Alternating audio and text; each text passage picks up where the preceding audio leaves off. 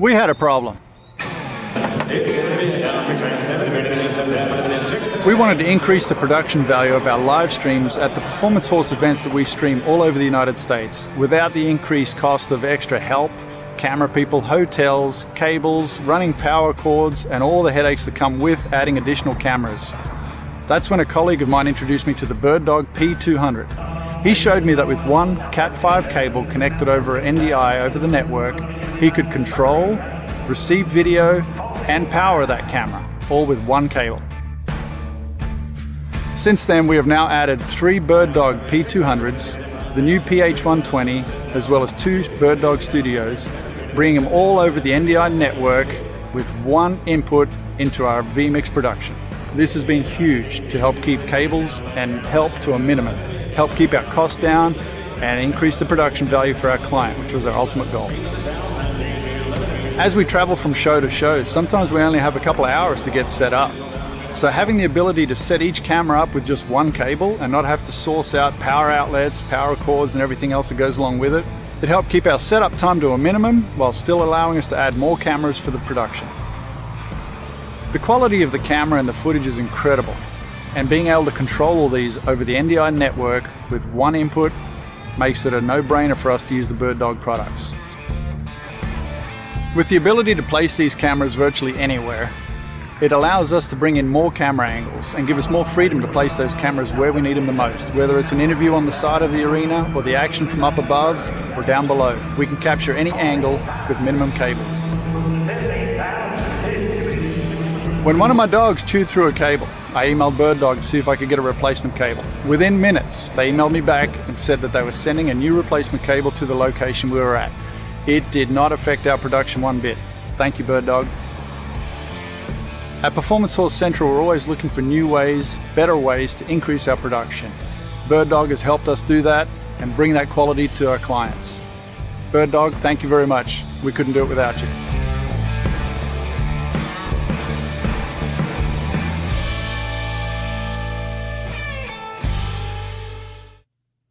Alrighty, what's going on, everybody?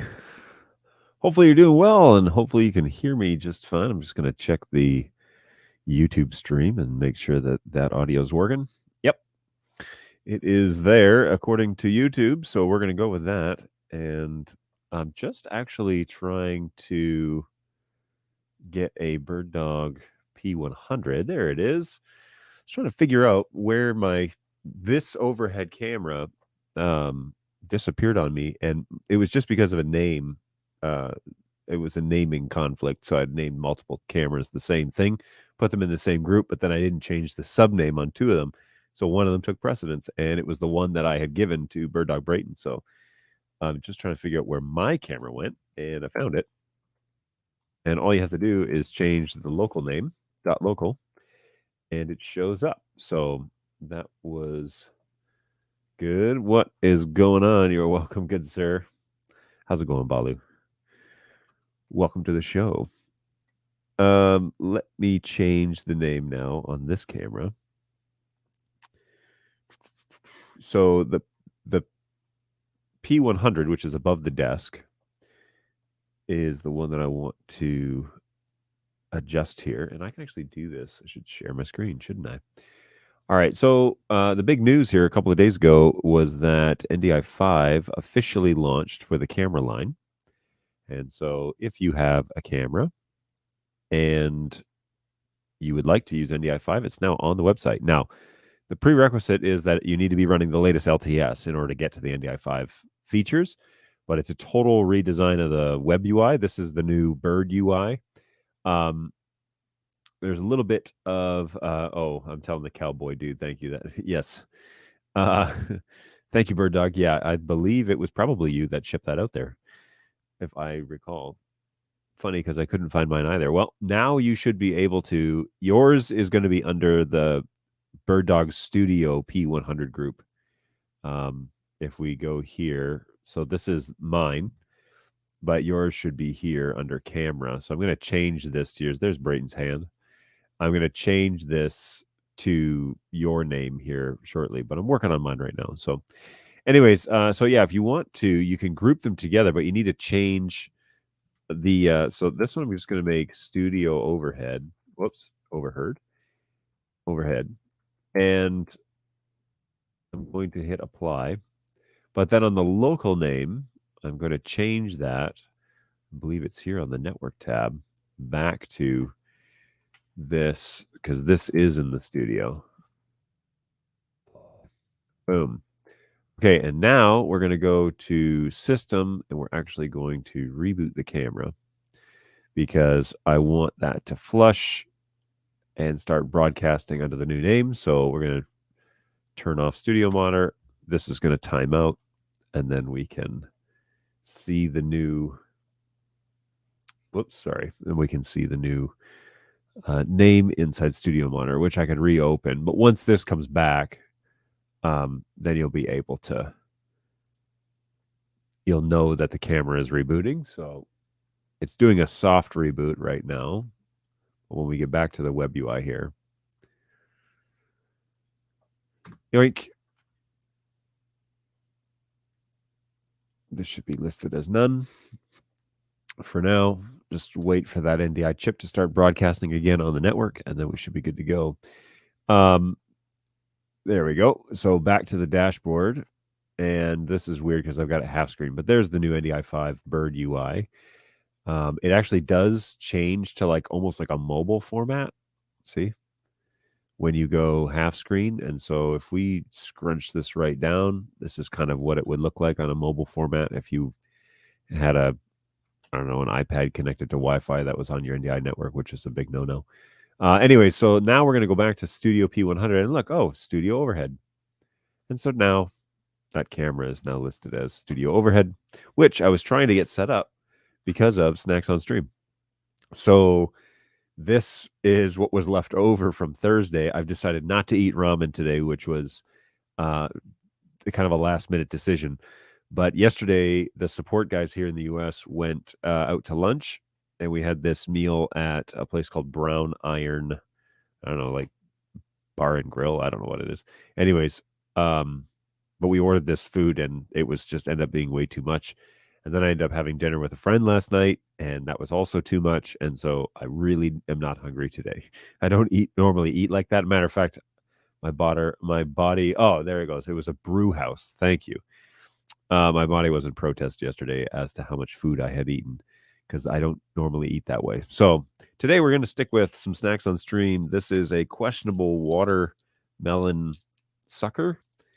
I think it's actually even in the shape of a watermelon, according to from what I can tell.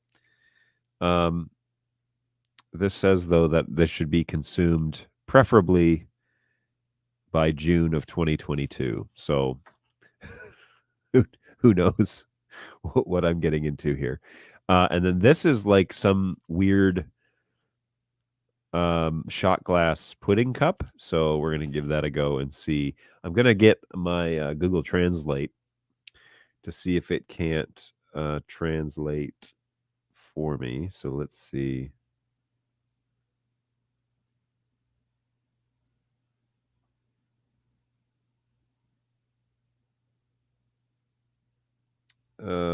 Sorry. Okay, so I'm going to open up Translate.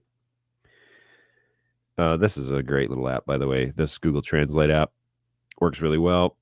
So we just say camera, put my little pudding cup here, take a photo and detect language. Okay, so, wow, this is a very strange.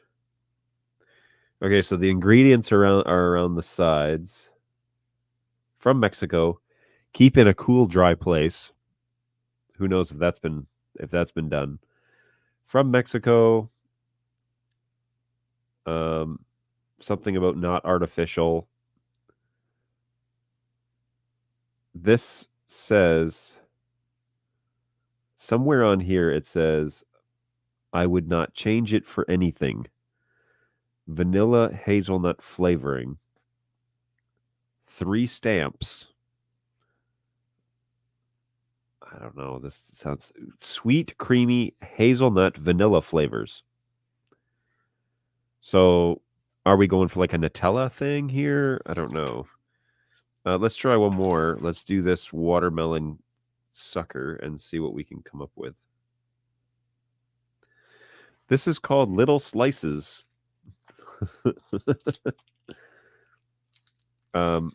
However, then it changed.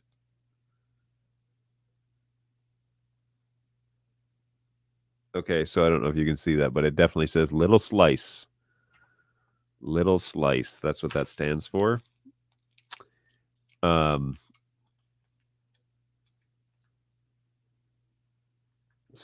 Yeah, the other words are not really coming through here on this.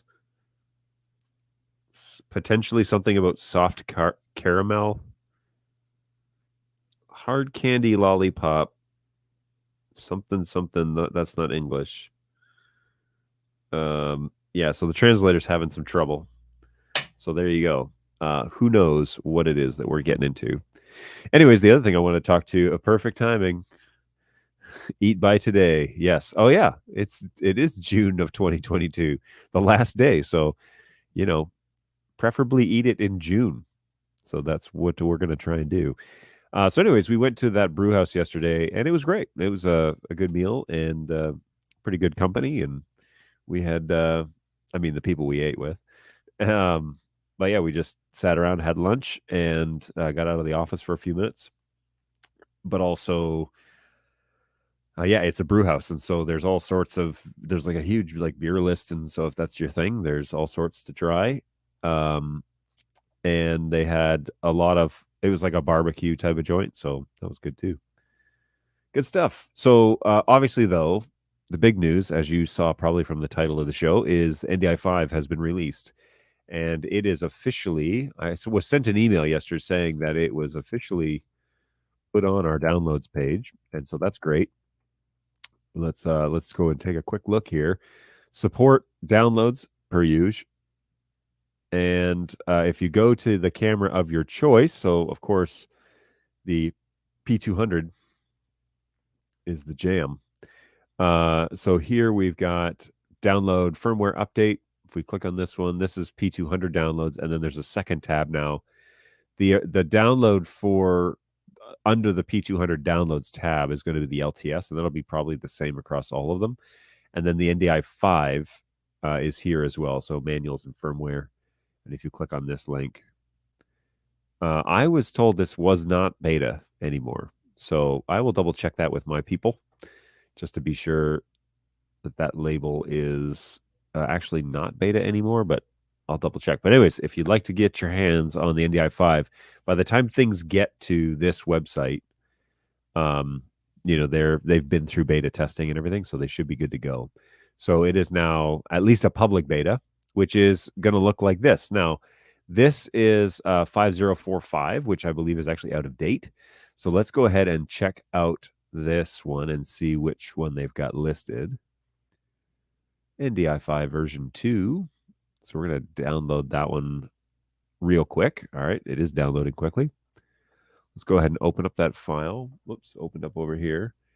And it's a zip file, so I've got to extract it. And I'm going to extract that to the downloads folder. Alrighty. So now we can open up that folder. Oh, opened up on a third screen. Okay. Downloads. And here we are. So BirdDog P100 NDI5, and we're on 053. So that's all good. Now, there are two baseboards for this unit.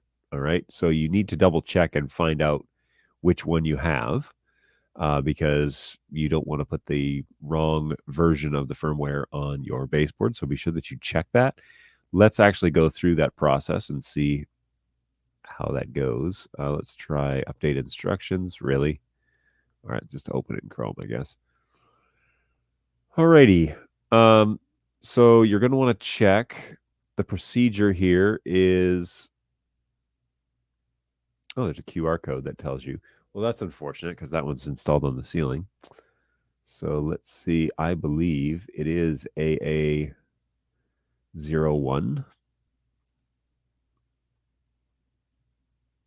Oh, this is for step 1 update. What's the step 1? I think I've already done this actually. Yeah. To confirm the update, you'll see the software. So this is OSD. It looks like we can find this out on the OSD. So let's fire that up. And let's do this again so that we can see this. So on the OSD, oh, got to log in again because we reboot the camera.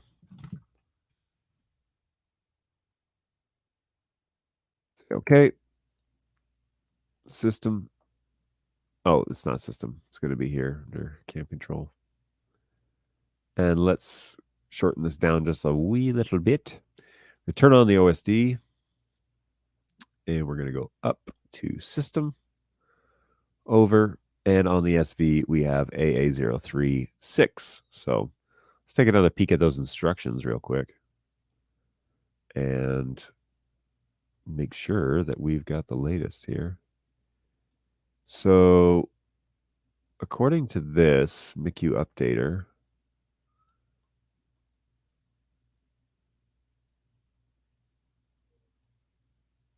should say 3 for AA versions. This number should be 3.7. Okay, so we are one version out. All right, well, I'm not going to update this one then live on camera because it's sitting in the ceiling, which would require me to stand on the table and do a USB update. So we will pass on that this time, but I'll do the update and get that finished. Now, this is a pretty close beta to the version that is out. So we can walk through this. Now, I did walk through this the other day. So if you've already seen this, that's fine. And I'm happy to entertain any questions. As a matter of fact, I won't walk through the NDI5 Web UI today. But if you have questions about it, or if you're having trouble installing it or whatever, let me know. We can help you with that here today. But I do want to talk about NDI5 and some of the fundamental differences when it comes to the network traffic, because it actually does lighten the load a little bit on the network because of the new RUDP protocol, which is what I'm using here today on this one above. So see this here, this is actually the RUDP. And this camera, if you say, well, John, that kind of looks a little fuzzy. Well, that's because it is. It's because I am using the low bandwidth mod for this. Okay, so that's the full value. And the reason why I did that is because on my little switchboard, I'm actually using the little Zen NDI router. And so I could do this number instead, change this, and switch my main camera to my overhead. So that's primarily why I had that all set up. And this is full value, going through the router. But if I want to show the desktop, I don't necessarily want to have another, if I show the desktop, I don't necessarily want to have another full value coming into Studio Monitor. And so typically when I'm running Studio Monitor, unless I need to see the full value of the image, I'm going to go to video. I'm going to click on low bandwidth. That's going to, it's going to lose some of the detail, but it's only like 6 megs or something ridiculous like that. So it's a whole lot less data coming through the network port on the computer, and it saves the full NDI stuff for, the actual show. So that's why you do that. Anyway, so yoink. So this is the new RUDP protocol from NDI5. It seems to work really well. It seems to be pretty stable in the first iteration of the protocol, and it does lighten the load a little bit. We were up to a standard HD. Okay, so 1080p. In this instance, we're doing 1080p 60, which is the highest the P100 can do. We were running before somewhere in the 140, 150 megabits per range. Now we're 10 megs lower, running at or averaging at least in the 120, 130 range. So doesn't sound like a lot, but if we had 10 cameras, it actually, that's a fair bit of data that is saved. 100 megs is 1/10 of a gig, which is actually a big deal. So saving a little bit, especially as your fleet advances, is going to be helpful. It's also going to lighten the load on the switch and on your network ports on your computer, all that sort of good stuff. So we talk about high performance video. Saving where we can is helpful. Now, what I don't advise doing, okay, is going and changing your bitrate management, which is this line right here, to manual and setting it manual, because all you're doing is turning down the threshold. You're not changing the performance of the camera in any way. You're actually just going to be degrading it. So if you think, oh, well, I know a way to save bandwidth, I'll just change it to manual, you're going to get a little notice that says, if you do this, it will definitely affect the image quality. It says may. As a support guy, I'm just going to tell you, it will. So if you change it to manual and you're like, oh, I know how to save, 10 megs, I'll just change this down from 140 to 120. All it's going to do is when it gets to that 120 limit, that threshold, it's just going to degrade the image so that it stays under 120. That's all that does. It doesn't change anything other than that. So leave it with NDI managed. Let the camera take what it needs, and let's talk about increasing the performance of your network, because that's a better way to do NDI. So leave that. Don't touch I don't even know why we make the bitrate management thing a thing, because all that does is degrade the image. And the purpose of buying nice camera equipment is to get the best quality you can out of it. And so don't degrade the image, upgrade your network. That's the best way to do that. Hey, if you're joining us today and you want to jump in on the chat, feel free to join us on Twitch or on YouTube. You can go to birddogjohn.tv, and that will take you to the YouTube channel that we broadcast on. And the chat is linked there. If you're on LinkedIn, which is another place that I'm streaming this, you're welcome to leave a comment there, put a like or a reaction, I think it's called on LinkedIn. By all means, please do that. But none of that stuff is linked back to StreamYard, so I can't actually interact with you over the chat there. So if you want to chat with me, you got questions about NDI5 or anything NDI, jump over to birddogjohn.tv, Jon, birddog John, just like you see it here on the screen, .tv, and that will take you to the YouTube channel. Matter of fact, that's a great idea. Why didn't I think of that before? So let's change my name to my handle, right? Wouldn't that make sense? Where do I change my... Oh, here it is. Okay, edit name. Oh, yeah. Oh, there we go. So now, wherever you're seeing this video or any of my future videos, you'll see the tag. Okay, so what time is it? Oh, man, it's 20 after. Okay, so the question is, which candy do we try first?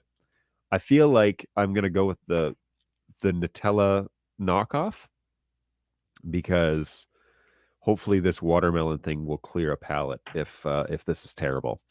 So this says to enjoy by... Well, there's no date on this, so that's promising. Yeah, all right. So let's yeah, there's no expiration date, which means it is like space food, evidently. I don't actually believe that, by the way. I think that this may be past its expiration date.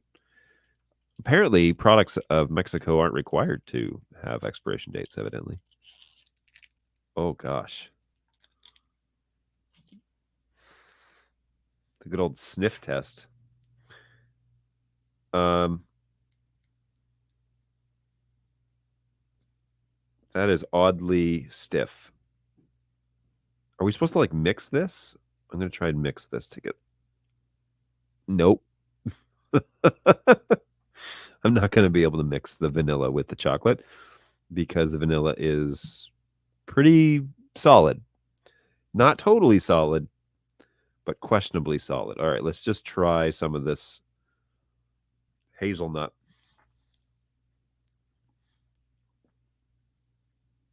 Oh, gosh. That's not very good. Oh, gosh. No. Yeah, cheese. Would not recommend. That is... Oh, I don't even know how to describe that. It has a hazelnut flavor, but it is missing something. Maybe my expectations were Nutella because I said the words, but the fact that you can't mix the vanilla in with the chocolate, oh, that's bad. And then it has like a lingering... Let's just put the lid on that one. Yikes. Yikes. That's not good. So yeah, 0 out of 10 for that one. I promise you do not want to try that. Let's hope that the... What did we say this was? Little slice. if I can get the wrapper off of it. Oh gosh, what is that?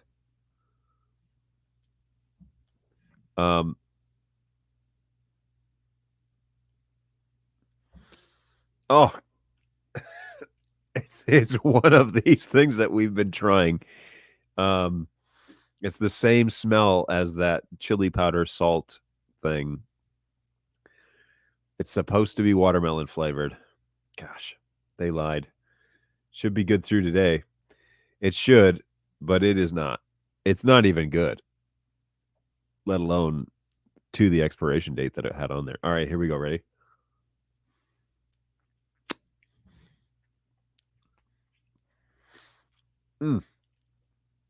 Gosh, you don't get used to that. So,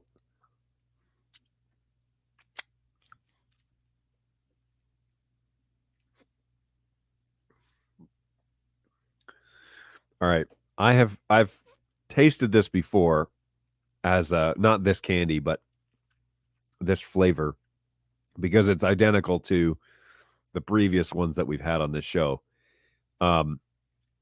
So I'm a little used to it. Still not good. It's better than this thing though. I can't get on board with that. That's terrible.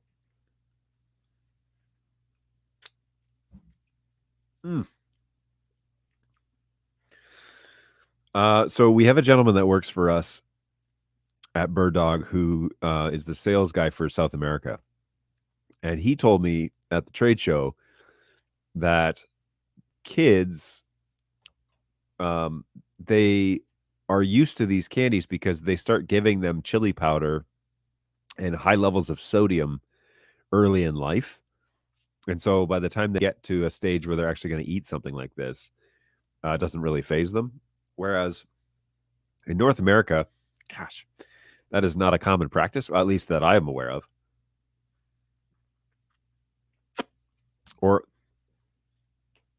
Oh gosh. Or maybe I'm just like, I lived a sheltered life in Southern Ontario and everybody eats these and I have no idea. Well, it's like burning the back of my throat. There's a little bit of coffee if things get worse. Oh man, it doesn't taste like watermelon yet, I'll tell you that much. There's definitely a lot of this stuff caked on there. There. Ooh. That's what I needed to do.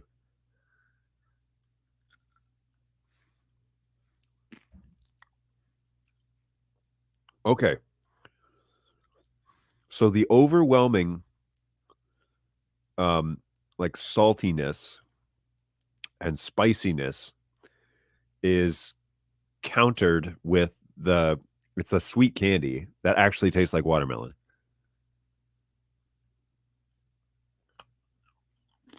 And whew, if you're brave enough to bite into it, it actually helps. It's not brutal. Well, okay, that's actually better. So maybe I'm glad I persevered because it's not terrible. Not like it initially was.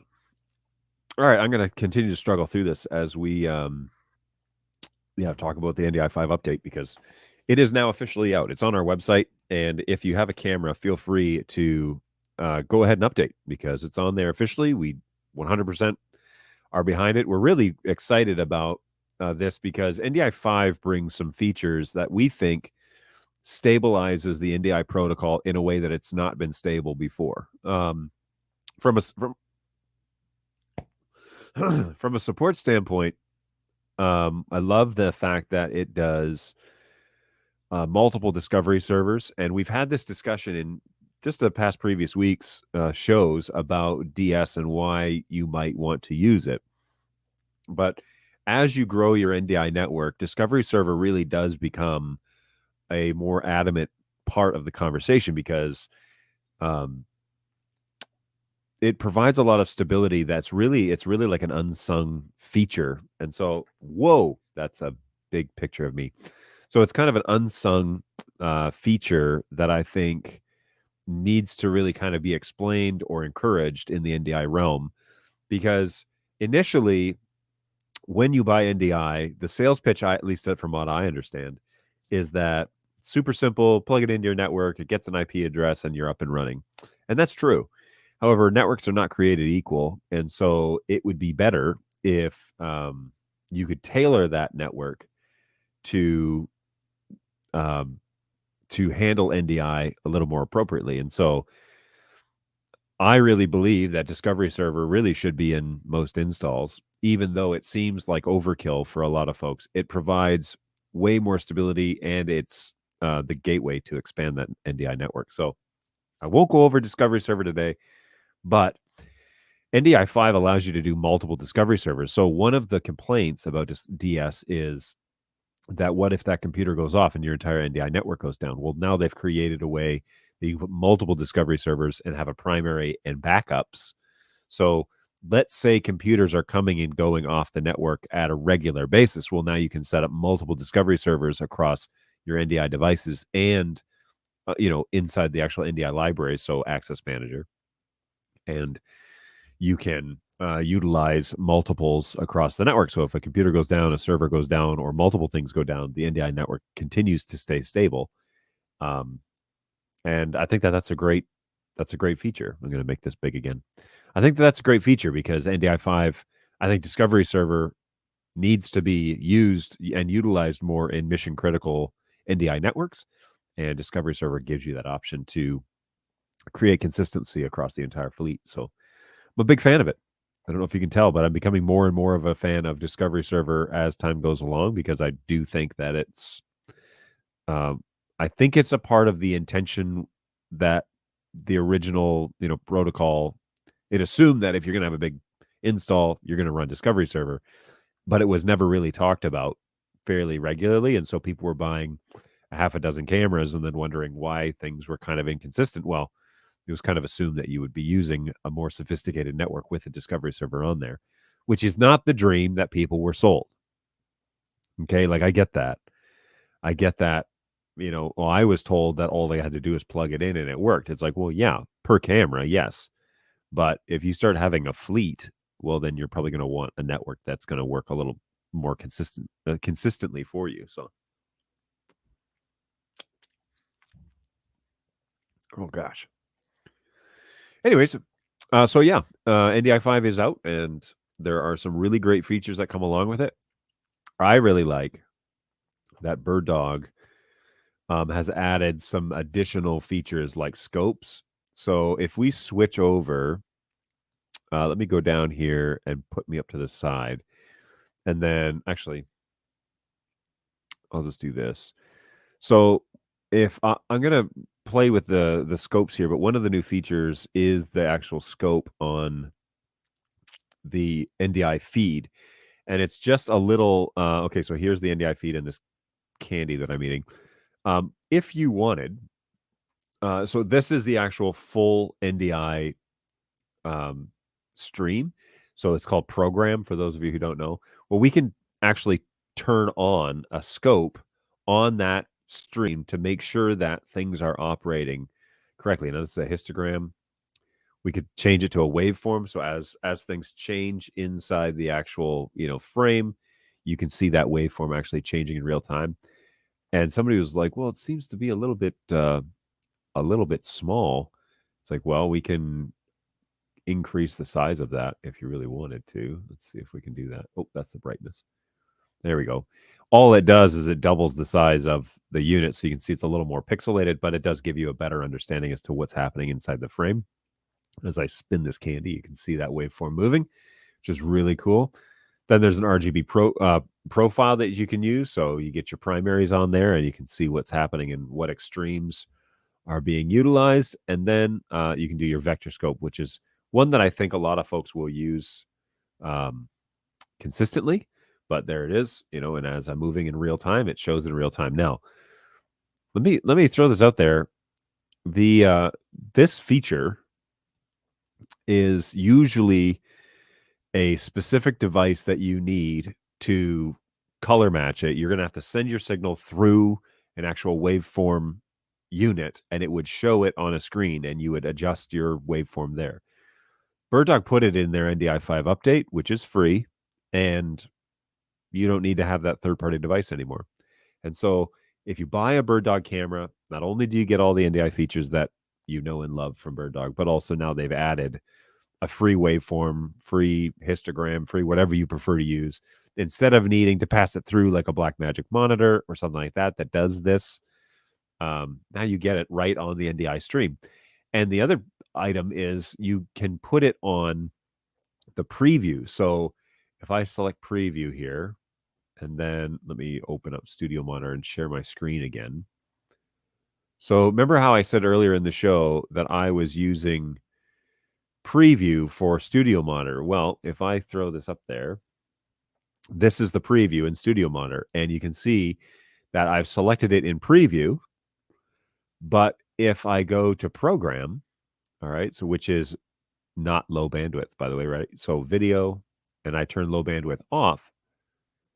Now the waveform is not on the full video that's being used. So as I switch, I hit switch and I show you the full stream on my video here using my little NDI router switcher thing.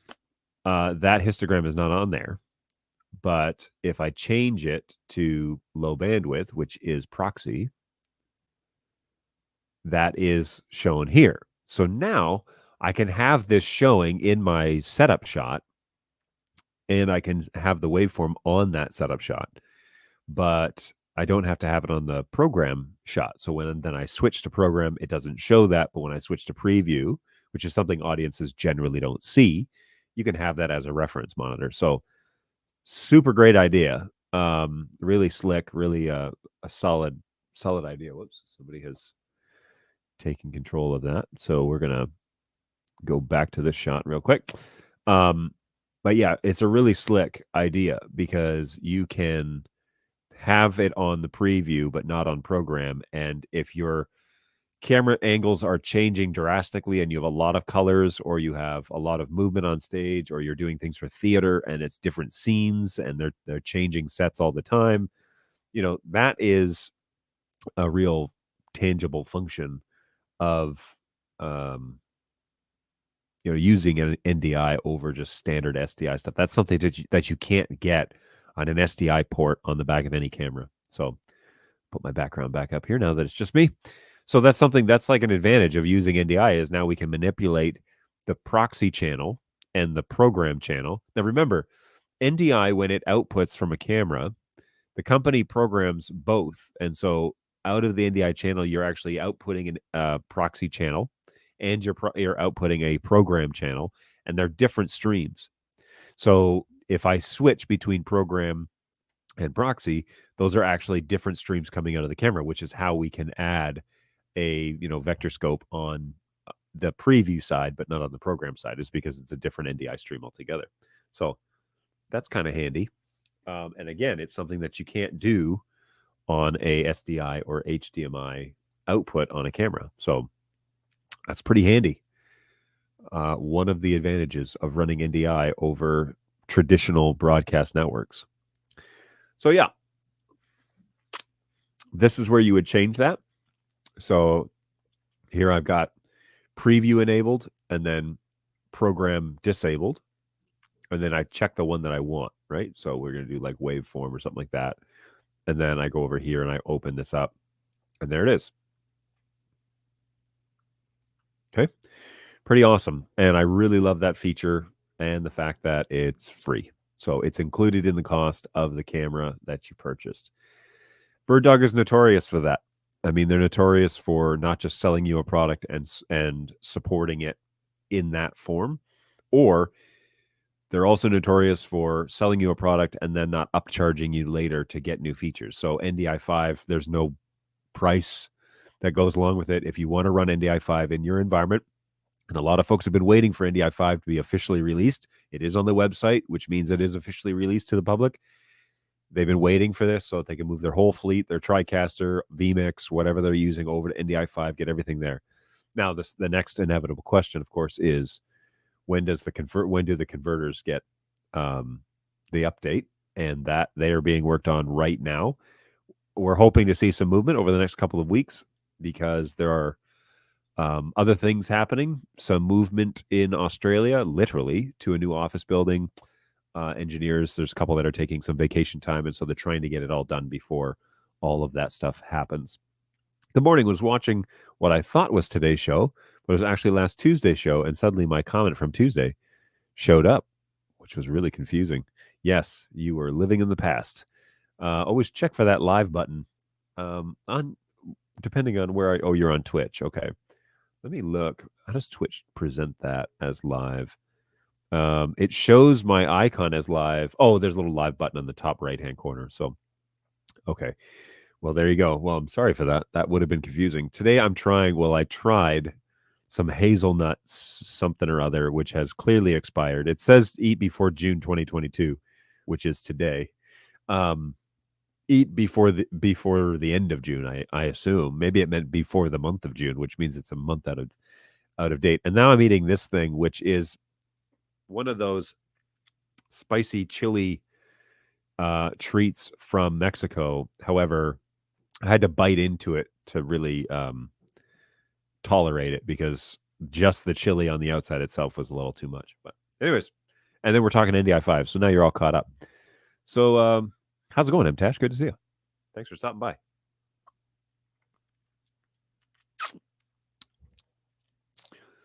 A couple of days ago, I can't remember if it was Tuesday or if it was last week, but we did an overview of, on Tuesday we had Senseless was on the show. And so must have been a week ago. Today we did an overview of NDI5. I really do think, okay, first of all, we have taken a lot of constructive criticism from our clients and tried to integrate it into the new web UI. So there was a lot of question about what is BirdDog UI. So if you go to products and under software, it's not software, by the way, there is something called BirdUI. And so people were like really excited about downloading BirdUI. It's not a download. It's a part of the NDI5 interface. And if you read through this, it actually says that. But basically, it's the new interface, been totally redesigned with our design team, guys that work in the marketing department that design our websites and all that to create consistency across the fleet. But this is what BirdUI is, okay? It's the new web UI for the BirdDog fleet, and that's what we're looking at here. So I like it. I think that the little dashboard is super informative, tells you what MICU version you're running. It tells you, what your IP address is, tells you what network speed you're running. If you're having a network problem, that's a good first place to look. But it tells you what firmware you're on right here without having to go anywhere else. Actually, the MCU version, this is the baseboard version. I love that that's on there, partially because we asked if it could be put on there. And the engineers were like, yeah, absolutely. And they did it for us. So that is so stinking cool that this is super handy. Now, when BirdDog support says, what's your baseboard version, what's your firmware version, you can just take a screenshot of your desktop and send that to us. And this will give us pretty much everything we need to know about your settings, other than our groups enabled and its discovery server enabled. Those are things that you have to intentionally enable. They should not be enabled just because you're clicking buttons. Make sure they're off in just an average NDI environment.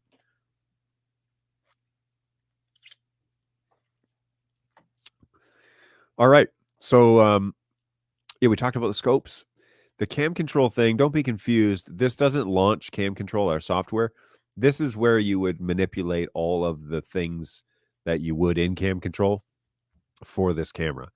So these are all the exposure settings, the white balance, picture settings, options, all that sort of good stuff. And these menus will be different based on what camera you're using. So I have, for example, a P400 that is currently looking at me. And if we go over here, whoa, all close. If we go over here and let's adjust this first. We click on this little gear. It's going to open the web UI for that. Now, you'll notice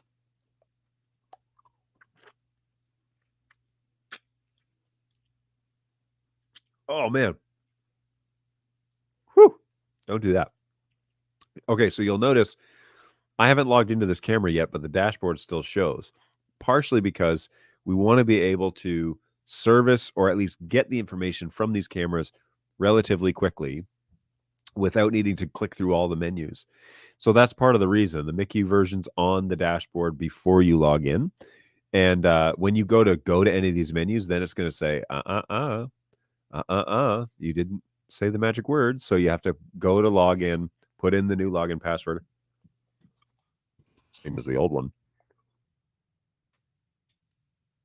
And now I'm into the camera. So now I can click on network and it will take me over to those options and we can kind of walk through it. But this P400 is also running on the latest NDI. Well, it's running on NDI5.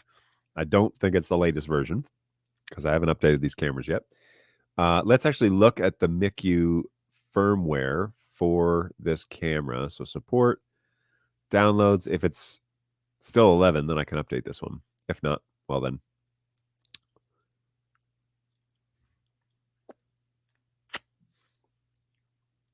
Whew, man, that is pungent.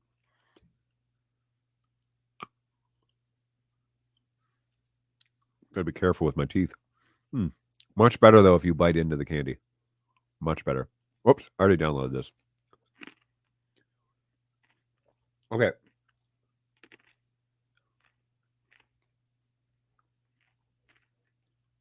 So now, oh man, that's spicy. Okay. Downloads 453. So I'm a fair bit behind. And there's the bin file for the baseboard. Let's look at the instructions for updating. And here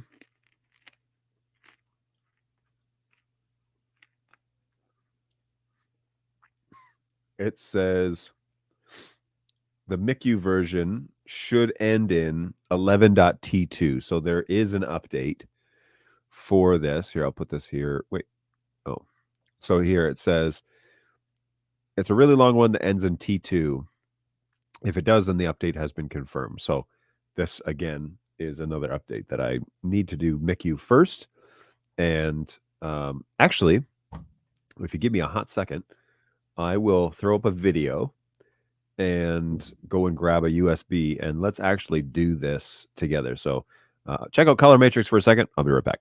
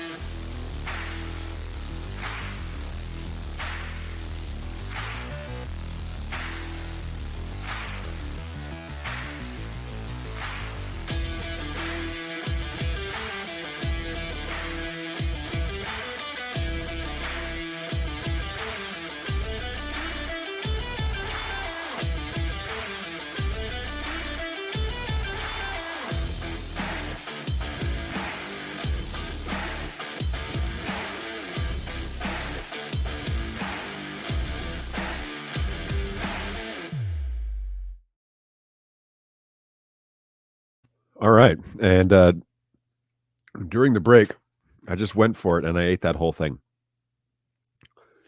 And my throat is on fire. But I did have a little sweet to it, and that was all right. Now, I've got my USB stick. Actually, I brought multiples because you never know. But I do want to try. We've been trying out a different brand. They're these no-name ones that are pretty small. I think this one's like a 1 gigger. And we also have ones that are like 256 megs.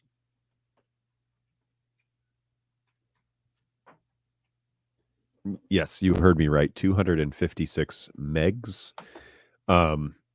All right, so this says something's wrong with this thing. Do you want to fix it? You want to repair this drive? Nothing's wrong with it. It's actually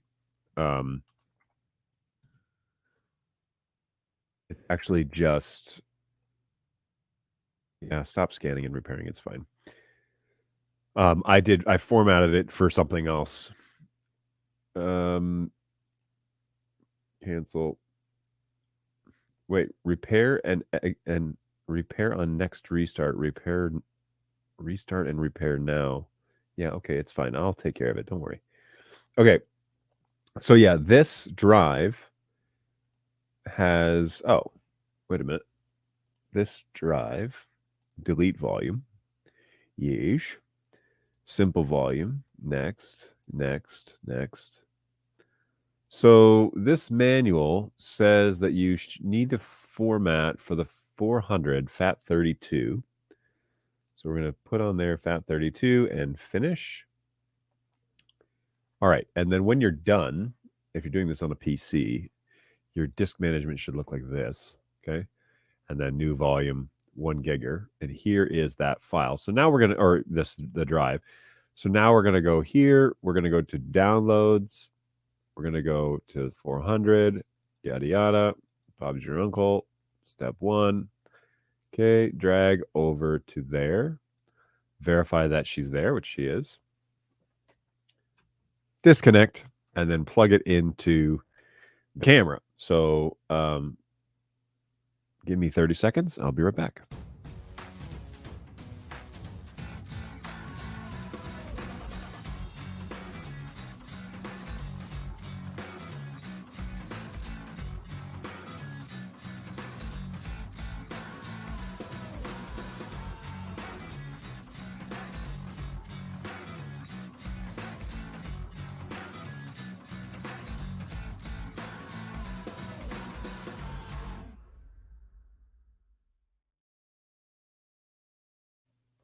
Hey, literally just sat down. All right. So that P400 is roasty toasty. Good golly. All right. So that 400 is booting up now. And so what we're going to do is I'm just going to open up Studio Monitor. There is the last frame that it sent. I'm going to drink some coffee to wash down some of that chili powder. Man, that was rough. Better. Okay, so we're waiting for that 400 to come back on. The 400 and P4K traditionally do take longer than the P200.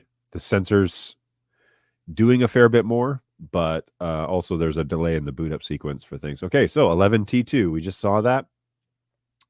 Let's go to number 1.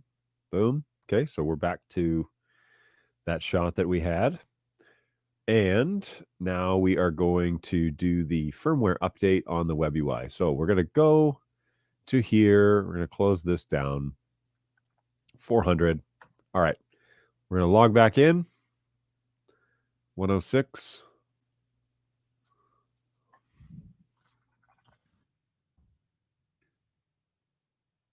Is the IP address.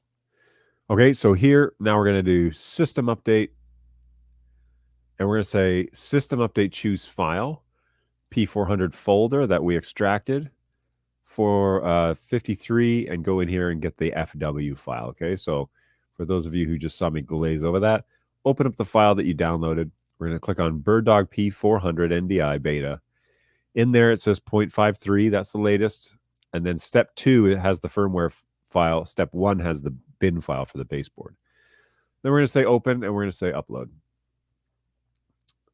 Now it's going to dump us to a very basic screen that just shows the like Linux process of updating the camera itself. Basically just to show you the progress report. Give it some time, okay? Don't be in a rush when you're doing this. If you got a production coming up, please don't update your camera until after the production. We get that all the time, by the way. People are like, I'm going live in 30 minutes. Someone call. It's like, what do you want us to do? Walk you through how to update it? Like, if the instructions didn't work, that's what we're going to have to do. You're going to have to either ship it to us or follow the instructions. Okay, so there we go. So it's stopping the BirdDog services because it has detected that the camera ID, the hardware ID, is correct. So checking hardware ID, it is an ICE 400, which means that we can proceed. Configuring this for the system update, stopping services, removing cache, yada, yada, yada. Installing. Now, we put a checks and balance in, about a year ago now, because it used to be where you could put the wrong firmware on a wrong camera. Should never be possible. And so the engineers wrote code so that it would check a file to make sure you have the right one. So anything that was like 3.0 or 3.3, I think you could do that too. You could and really mess it up badly. Like, don't think, oh, that'll be a fun way to get in touch with support. Don't do it. If you're still on 3.3, first of all, get to LTS and then come to NDI5 because it's a lot better. But yes, okay. So congratulations, you're now up to date. After a reboot, refresh this browser. So all you do here then is hit enter and you wait for the camera to start responding. Now, like I said, the 400 takes a little while to reboot. So if it doesn't do it right away, just chill. We'll be all right. It'll come back. And it should, if your DHCP is operating correctly, it should issue it the same IP address. So this is totally expected. Okay, there we are. There's the web UI. So let it boot up, let it load, get its stats. It's checking through everything. The camera is initializing right now, so it's changing all the values in here. And then we're gonna need to actually check in here. So put in the password. And this camera, I think it's what did it say? 1080 5994. So let's go ahead and change that to 4K. And here we want to change down here to whatever the highest is, 2160. Do they have a 30? Yes, because we live in the digital age now. 30s and 60s, please, everybody. If you're still doing interlaced, you shouldn't. All right, so we're rebooting. Boy, I look confused. Actually, that's just normal. This is a normal look for John. So we'll wait for that to come back. What I'll do, I'll throw this over here, put this over here, squash this down a little bit. Ooh, the resizing is a lot better. Nice. Good job, BirdDog engineers. Good job. Onboard tally. We're going to turn that Jesse on. Not that it's going to be utilized here because I'm using StreamYard and not, and then we're going to restart the device. I'm using StreamYard and I'm not using it like an NDI switcher.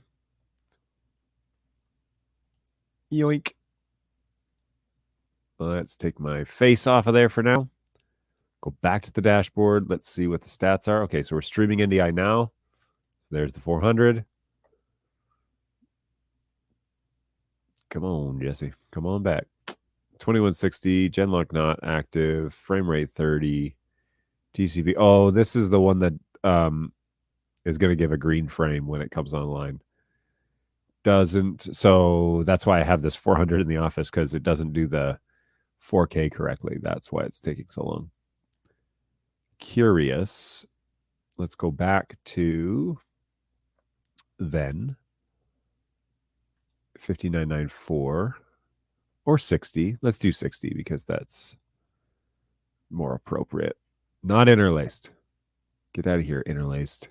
No one likes you. Okay, cool. Done. Apply. Now we're going to get back to the dashboard. Let's see what we can find out here. Hey, don't forget to buy your followers. Resting John face. What's going on, Burry Tech? How you doing? Thanks for stopping by. Good to see you. Hey, there's the 400. Alrighty. So we're going to do preview number or preset number 1. This 2 is not programmed. Okay. So let's set up this shot real quick. And we're going to just adjust this slightly. Nice. Alrighty. And now we can go into cam control. and start manipulating. Now, I could throw this over on one of my inputs. So let's do that. P400, load it. All right, so I'm going to switch my camera to this one.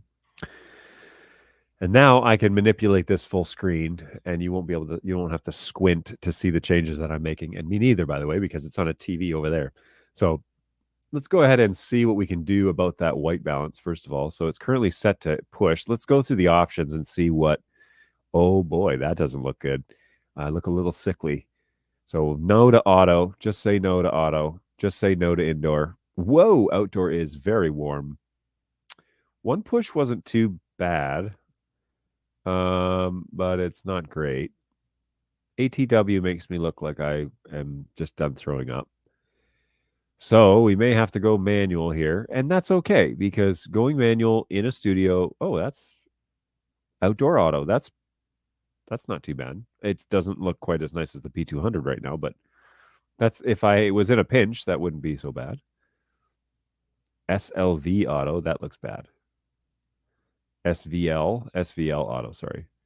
And auto out. Okay, so these are all not good for what I want and the way that the P200 looks. If I switch between the two, I gotta set this up on an X keys. Like, see that that's more me. I'm a little more pasty than this tanned version of John, or maybe not. I don't know, but that's what it looks like here on the P200. So let's adjust this just a bit.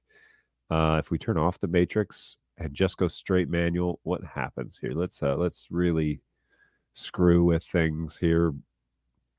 All right, so we're just gonna go a little bit. Whoa, that's quite the extreme. Okay, not too bad. Where'd you go? Okay, there's a reason why this guy is in the office. That's a little too red.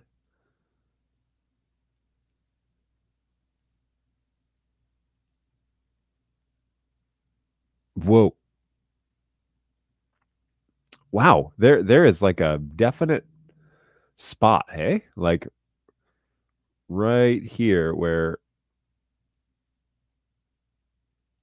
two red and two blue. My shirt doesn't look very true to form either. So maybe we should check out the exposure on this first and make sure that we're where we want it to be. Shutter needs to, so I'm running at 1080 60. So ideally I'd be in the 120, 125 realm. That's okay. And then we can adjust the iris to close just where it starts to close a bit. Okay. And I really don't need any gain. Ah, okay. So that's the issue here then. Is if we open the iris completely, let's bring the shutter down to 1/60. Okay, so now this is where we start to introduce some decibels of gain just because I've got plenty of light.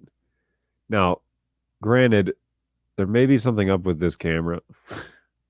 And by may, I mean there definitely is. So, oops. Okay. All right, I don't hate that. Let's go back to white balance now. Where did you go?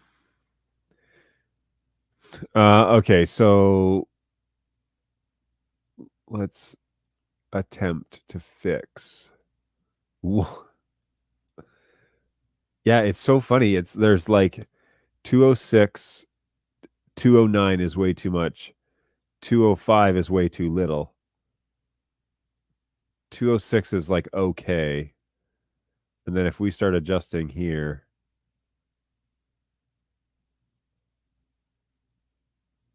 it's not terrible. And for a studio, it's not going to change all the time, so I can live with that.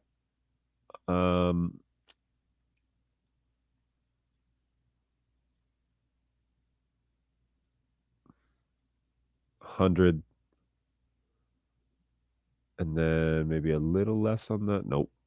We're going to need that. What is that gain set at? Does it say 18? I'm going to bring this over to the other screen. Sorry. Gain set to 18. F-stop at 2.0. 1 over 100. All right. So now, this is just like me not spending very much time on this. But let's throw in details at auto. Oh.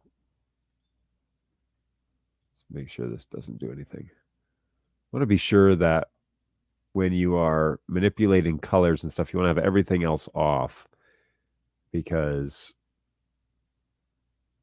like this stuff, gamma settings, standards, all on 0, all down the middle, just because you don't want to manipulate all your colors and then realize like, oh, we had like some wide dynamic range on or something like that. That wouldn't be good.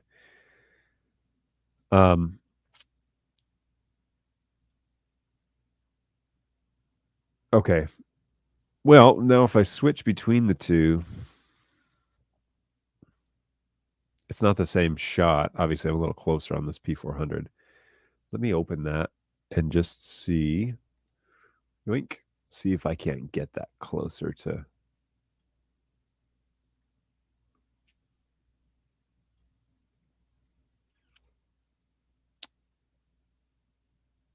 Okay. So now if I switch, I really need to get this on a button. Yoink. The blacks are a little blacker on that 200, eh? I may need to do a baseboard image on this. Can I turn on the scopes? Yes, I can. This screen. So on here for, oh, it's going to be on preview because that's where it is. And whoops. Let's go back to here. There. So I need to just set this here like so. And I kind of want a bigger image. Oh, why didn't that bring it across? Okay, so there we go. And then scope size large. This is preview, so, oh, and you know what? I can change this one back to there. Okay. How's it going, Bay Area Remote Productions? That's a mouthful. Good suggestion. So yeah, we can.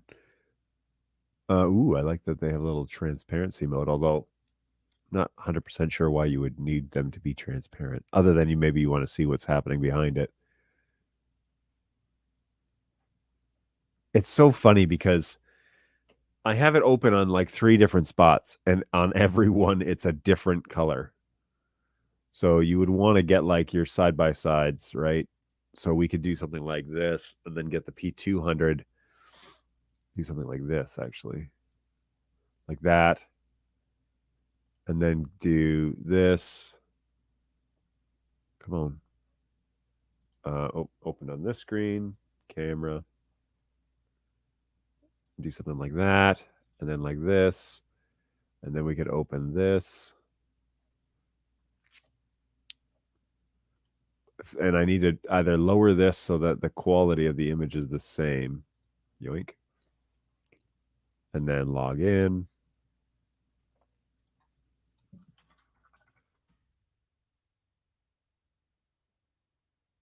There's also a bright light right next to the computer, the screen that I'm using. So I may just switch all this over to a different screen. Let me do that because then I'll be able to actually see things a little better. So let's switch this to my main, to this screen. And I'll bring this over here. Whoops. There and there. Okay, cool. Now I can share this. Yoink. All right. So here is the 200 and the 400. I've swapped them. pretty close on this screen. They're pretty close.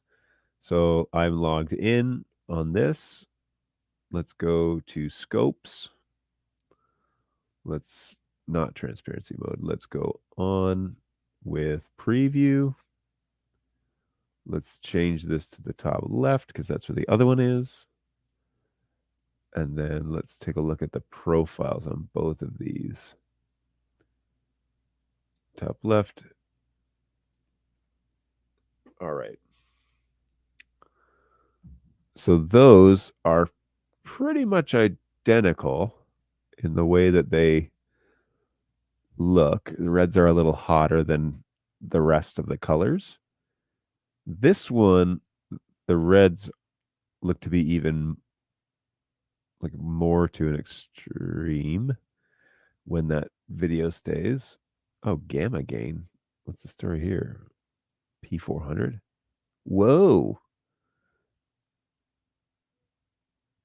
Interesting. Okay, so let's go back to the P400. Let's go back to cam control manual. I think the lighting is pretty close in terms of like this could probably maybe be slightly brighter. Yep. Maybe it was the monitor I was using.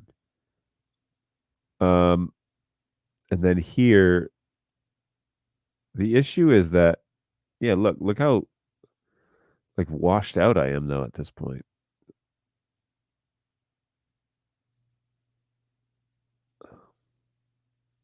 That's pretty close.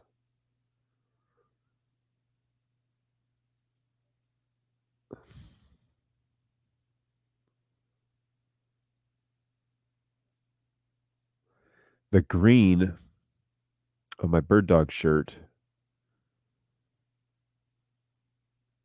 Whoa. Well, this could be an issue. Oh. Well, maybe that's what's going on here.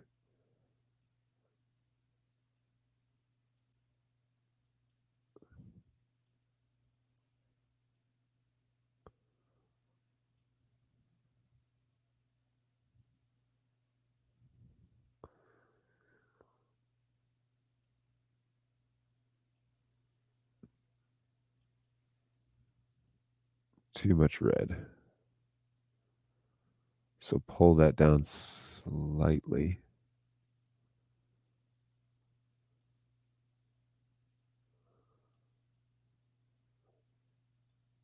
Come on.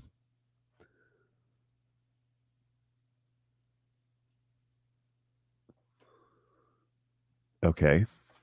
Now it looks like the detail might be slightly off on this guy. And also the angle is just a little bit off. All right. So detail. Ooh.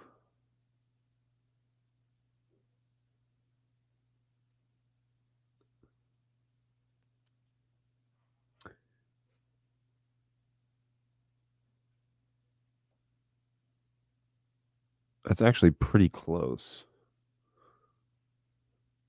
Whoa, look at the 200. Something's up.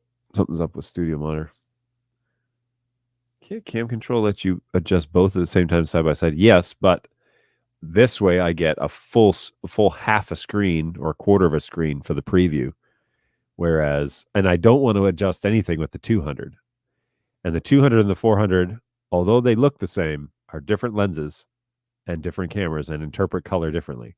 And so, yes, you can go in cam control and put them side by side and look at the settings next to each other, but they're not the same camera.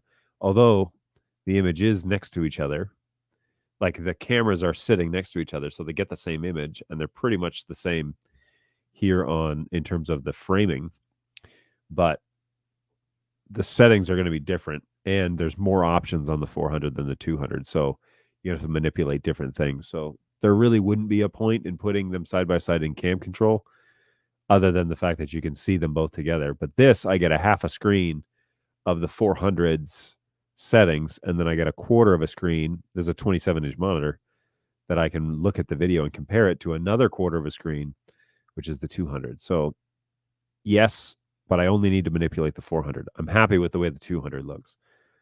So anyways, this is actually quite close, and I may just store this as preset 1 just so we don't lose it.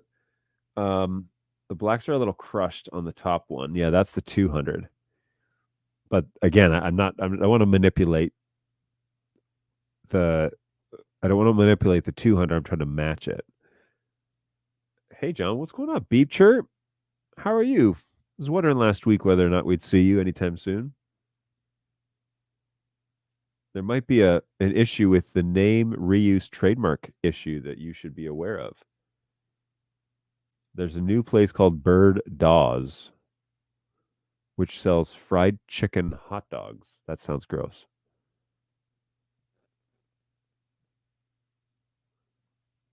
I don't understand why there would be a trademark issue. Unless you mean like, well, we can certainly find out.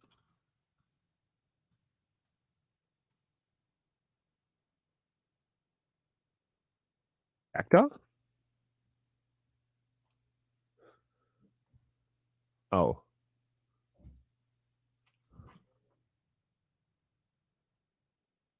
Buffalo Wild Wings? They already have a product called Bird Dogs. That's not a new place. That's an old place. So to make them the same, you need to crush the bottom one then. Where are you seeing crushed blacks on the 200?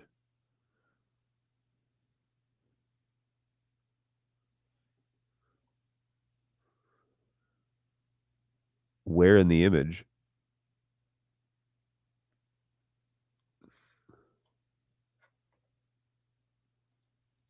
Bird Dogs. Mississauga, Ontario. That's not where I want to go. Do they only sell them in Canada?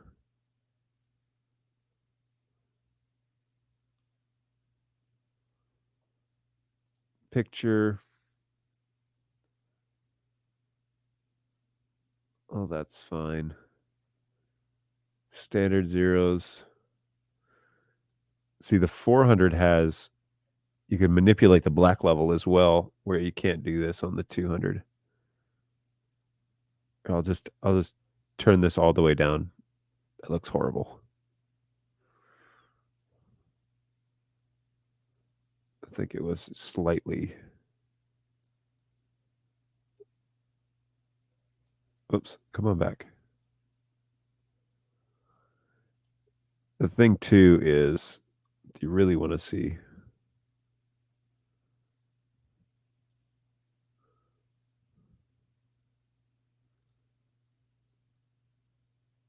Man. So now, if we were to toggle between the two, yoink, switch.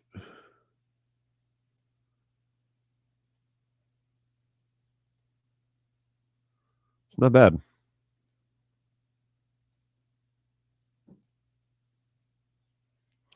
Although the 400, the way that it's, the angle that it's at makes my jowls look oddly large.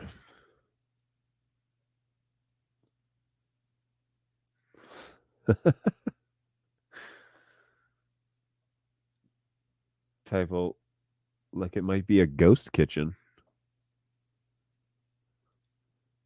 Anyways, as Bird Dog, I thought you should be aware that there is a different business called Bird Dog. And there's a business called birddogs.com. They sell men's underwear or like pants with underwear in them. So yeah, I'll let marketing know. I'm sure they'll be thrilled to hear that there's another place for people to confuse us with. So in the scope, there's no detail along the bottom, so it turns into a flat line. The bottom scope has wavy parts. Let me turn that back on just so I can see what you're looking at.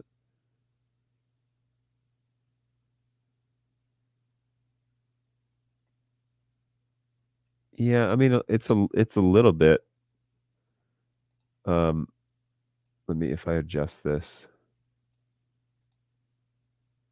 Oh, that's funny. But see, to make the scopes the exact same, I have to like overly crush. Here, let me put the screen back up. So look, to make the lines the same, I have to overly crush the image. This now looks way darker than the 200. Way darker. But the lines are generally the same. I mean, the picture's not perfect here, but they're generally the same. So, yeah, I get it, but in terms of the shirt looking the same, headphones, all that, I would say these images look closer together. They're not identical on the scope, but we could change this, I guess.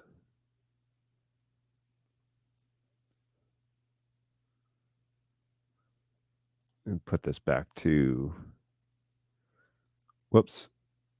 Oh, I just had a little heart attack there.